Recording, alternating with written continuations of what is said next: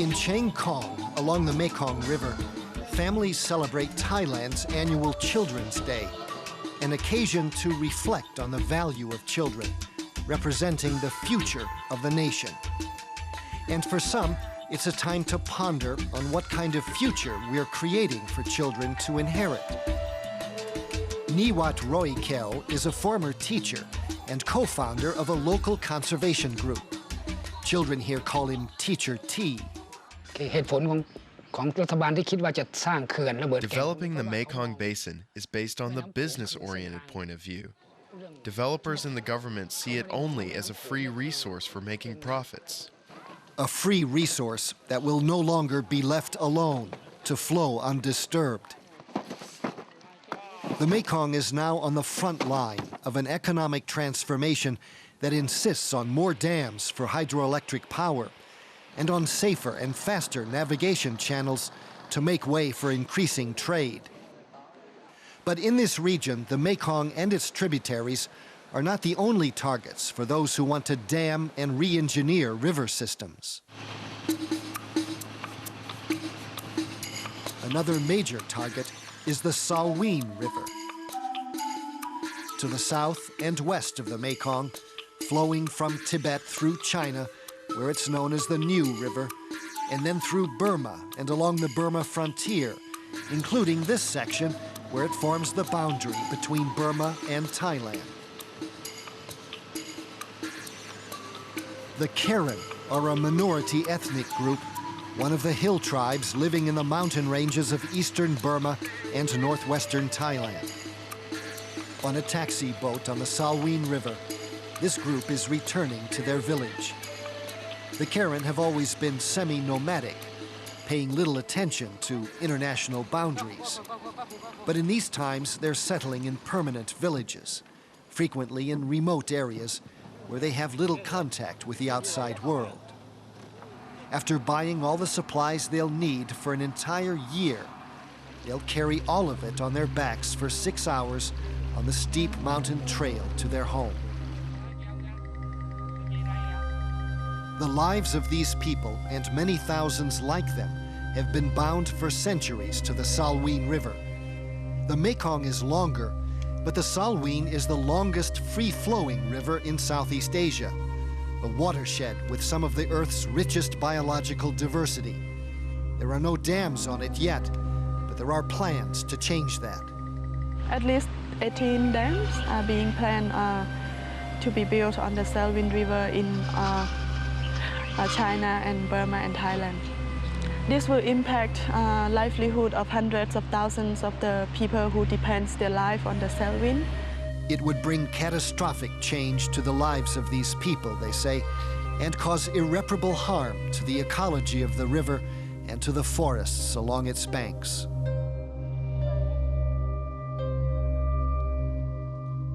The Karen are highly self-sufficient, growing almost everything they need, from soybeans and maize to peppers and tobacco. They plant rice on mountain terraces during wet seasons, and during dry seasons, like those living along the Mekong, they plant their crops in moist riverbanks. These gardens would probably disappear if any dams are built on the Salween.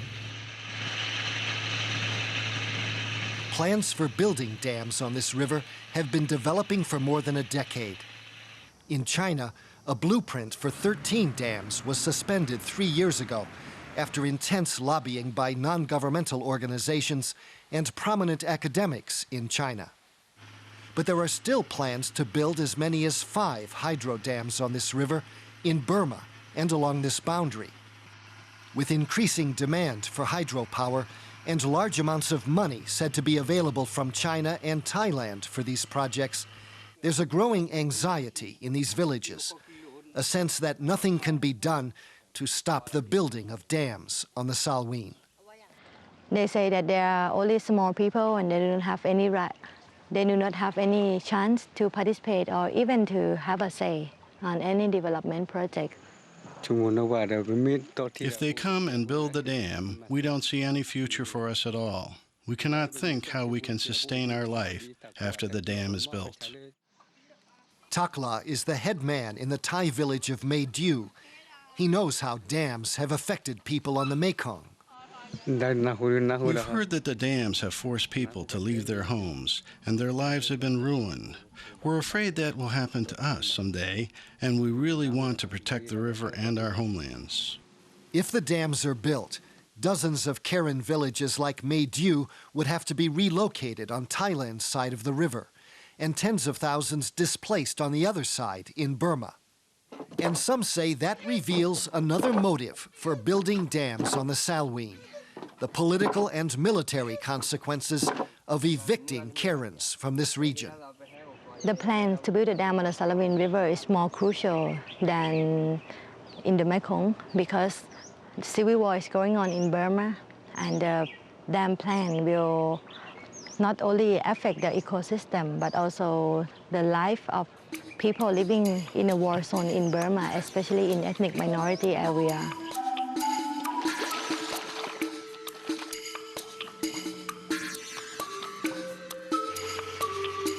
Along this part of the Salween, there are only hints of the civil war that has raged inside Burma for generations. Refugee camps and the walking wounded.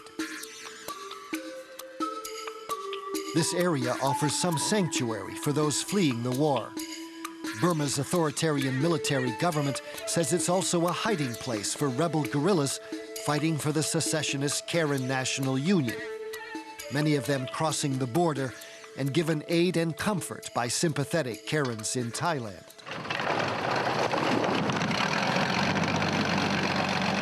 Opponents of the dams say huge engineering projects on this river would strengthen the government's control by justifying large military offensives to forcibly secure the sites, and by displacing large numbers of people who were sympathetic to the Karen National Union.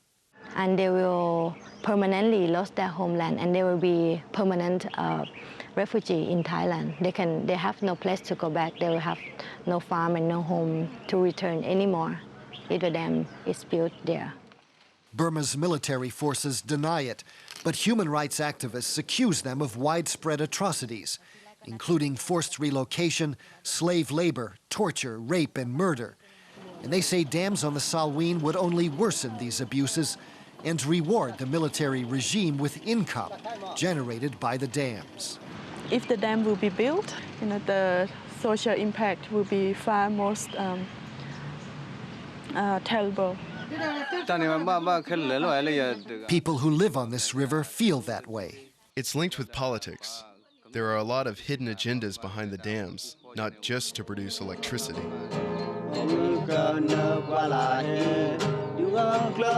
There's a common feeling among many here that this is a special place facing an ominous threat.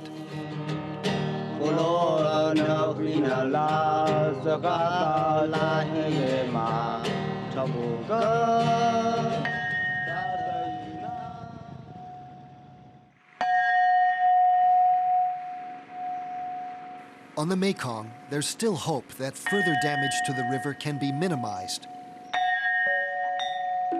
But in 5 years, China is expected to finish construction of its third dam on this river, with 5 more planned after that. China's government says the dams are needed to generate electricity, lift its southwestern region out of poverty, and ease water shortages in the lower Mekong during dry seasons. There's little doubt that China will proceed with building those dams, and no one can predict exactly what will happen to the river's biology as dams continually cause abnormal fluctuations in the river's flow and restrict the amount of sediment and nutrients reaching downstream. Further south, in Cambodia, scientists are especially concerned that all these changes could trigger a disastrous collapse of fisheries that depend on predictable yearly floodwaters, in a nation more reliant on a diet of fish than any other on Earth. As we've seen, these people will pay a price for those dams, as will everything that lives in this river. If the developers do not halt all the project right now and reconsider the cost, the true cost that are being borne by the local people, this will be irreversible. There are more dams, irrigation schemes, and water displacement projects planned for the Mekong Basin, many of them supported by the World Bank and the Asian Development Bank. But critics say all of them fail to recognize the serious risk to the complex Mekong River ecosystem and to the millions of people who depend on it. The real question now is whether it's possible to satisfy the need for electric power and economic development in this region without destroying natural river systems. What lessons have already been learned on the Mekong? Can the Salween continue to run wild and free? Or is damage to these rivers and to these people a price that has to be paid for progress? That's our report. I'm Gary Stryker. Thank you for watching.